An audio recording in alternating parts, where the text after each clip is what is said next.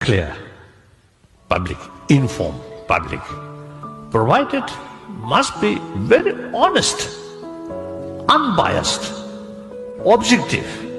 That's important. The media people, please carry continuously thorough investigation.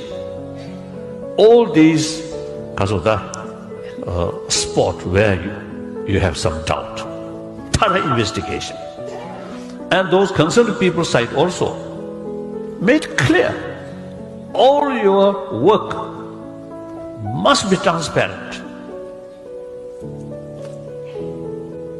So that's my view. So I feel no problem. Come here, meet people and talk. Because of some criticism, remain distance, not much use. Come face to face and talk. Because frankly, bluntly, truth always remains truth. So more talk, more investigation, truth become more clear.